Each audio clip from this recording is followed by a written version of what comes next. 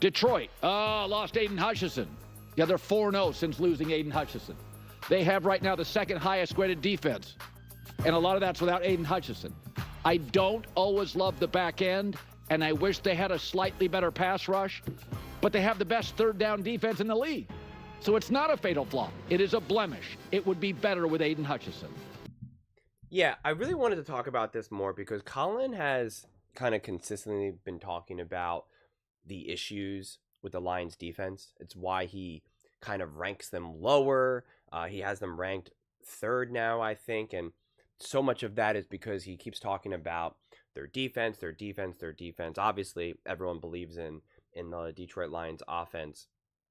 But there seems to be people really thinking that their defense is awful or just not good, right? Like it's a legitimate liability.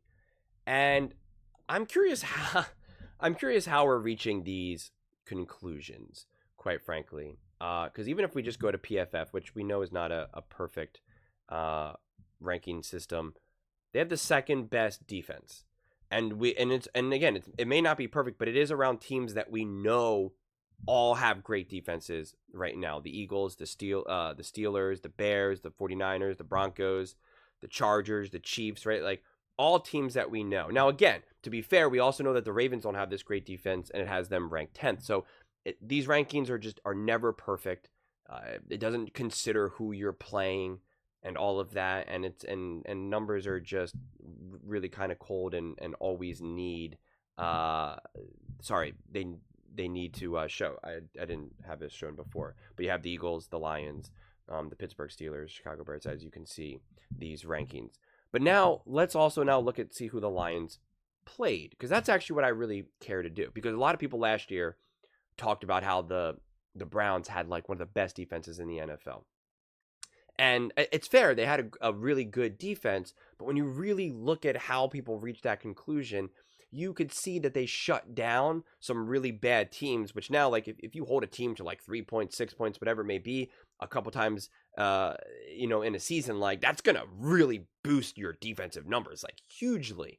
And then there was other games where they, like, gave up, like, a ton of points to some significantly better teams. So it just kind of pokes holes in this idea of what makes a great defense, what makes a bad defense. But week one, holding the Rams down to 20. I know they got banged up as that game went on, but regardless, the way how the Rams have played this season, holding them to 20 week one is pretty impressive. The Buccaneers, now their season has gotten derailed because of injuries, but even so, the Buccaneers put up more points against the Kansas City Chiefs defense with less weapons, missing their wide receiver 1, 2, and 3. They had those receivers versus the Lions, not versus the Chiefs, and yet the Chiefs defense, who everyone says is one of the best defenses in the NFL, they somehow get that credit, and yet the Lions don't. Doesn't make sense. I understand the Lions lost that game, but still impressive nonetheless. The Cardinals, we see the Cardinals putting up some points, man. I mean, seriously, they are laying points on teams. They have a really high-powered, dynamic, interesting offense that can really unsettle people. And look what the Lions had, held them to 13. The Seahawks, I think that's the Seahawks and the Vikings are tied for the most points that they've given up. Majority of those points were at the end of the game. It was when the Lions kind of really took their foot off the gas, whether it was soft coverage or not, whatever it may be. There was definitely a few nice plays by Geno Smith at that end and was kind of making a little bit of a run. If a few things went his way, I think that game would have maybe even been closer. But that was so much more about the Lions just kind of being like, all right, we're balling out. They were doing their trick plays. I think, isn't that the game when Jared Goff caught a touchdown pass, I think, and he also had like he went like 18 for 18. I think that was the game, and that was kind of like the first like real big moment of the Lions and being like, this is who we are right now, let's go. And so like that game just unfolded a little bit differently. But then again, obviously the Lions versus the Cowboys, and this was before the Cowboys, before Dak Prescott got injured, when at least their offense was like a little bit more competent than what it was showing, still holding them down to 9. I don't care who your quarterback is or what type of weapons you have or don't have. Holding a team to 9 is going to be impressive. The Vikings game obviously put up 29 points. That's a divisional game. I think Sam Darnold, that was just a close, tight game, back and forth in general, quite frankly. Titans, they're not a good team, holding them to 14. The Packers, holding them to 14 is very impressive. It was a weird weather day and all of that on the road, but still made Jordan Love uncomfortable. He was banged up, holding them to 14. Impressive. The most impressive one is versus the Texans. Jared Goff turning the ball over 750 times in one half, right? Giving the Lions defense awful field position on multiple drives, right? Just like having the Lions at, backed up against the wall by definition, and yet still only giving up 23 points is remarkable.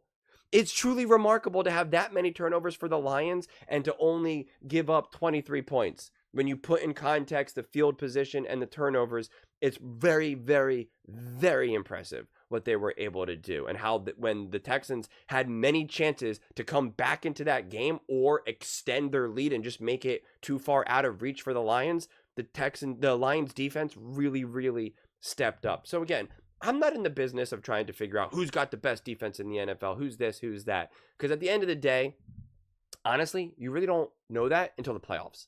Honestly, that's actually the way how I look at it, more specifically for defense, because going into the playoffs last year, everybody kept saying the Ravens have the best defense, the Browns have the best defense, they have the best defense. Look at the numbers, right? And sometimes when people say that, it's just based off of like total yards, total points given up, points per game. Like it's always unclear what are they actually using as their ranking system. But to me, what proved to be the case last year, no, it was the Kansas City Chiefs had the best defense, right? They were able to shut down the high-powered offense of Lamar Jackson and the Baltimore Ravens. They were able to shut down these teams, the Bills, the Dolphins, the 49ers. They were able to make these high-powered offenses very uncomfortable. And to me, I don't care what the concrete numbers said at the end of the season, the Chiefs had the best defense. That was what, if anything, the eye test showed me more than anything. So again, I'm not trying to figure out exactly how elite the Lions defense is necessarily, but what I am trying to do is put to bed this idea that the Lions defense is this blemish, is this issue, because that's the whole point of this segment, is like kind of like, hey, these are Super Bowl contenders. What are some of their issues that each team has?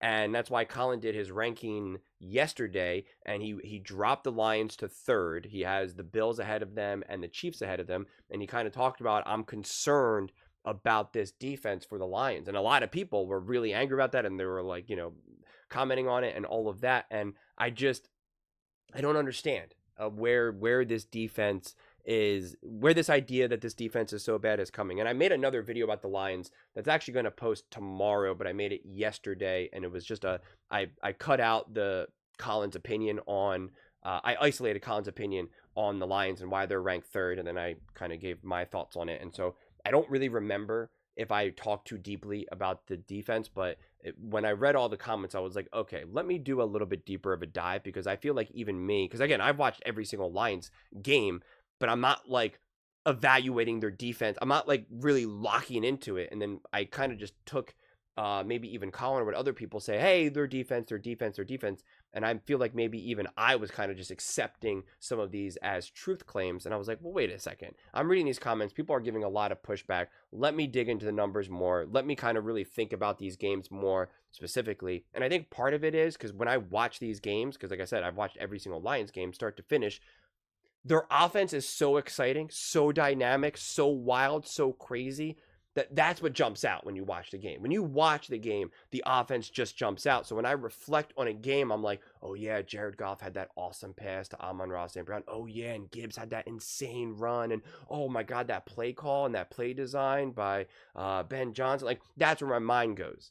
It doesn't always go to like what's Branch is doing. What did they force a fumble? Did they stop on fourth down? Were they at the red zone and they forced it to, like that's just not where my mind automatically goes to. So that's why I was like, let me look at the schedule. Let me refresh my memory. What exactly was I seeing?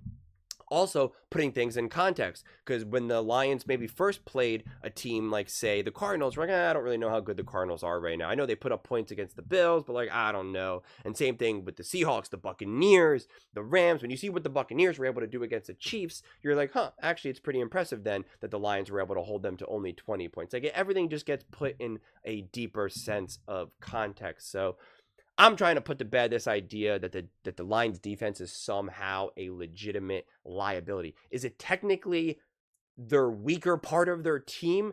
Yes, but that's because their offense is so insane that, like, you have to have technically a weakness, right? You're not going to have 100%. It's just not the way things work. So it's like, technically, yes, if you're going to beat the Lions, it's going to be able to try to find a weakness in their defense.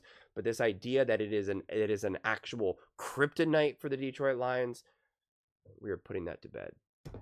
But those are just my thoughts. I'd absolutely love to hear yours. What do you guys all think about the Detroit Lions defense being a weakness for them? Let me know in the comments below. I read every single comment, so whether you agree with me or disagree with me, either way, let's get in some discussions, let's get in some fights, but ultimately, let's just have some fun. And please do consider subscribing. We are building an amazing community here, and I'd absolutely love to see you part of it.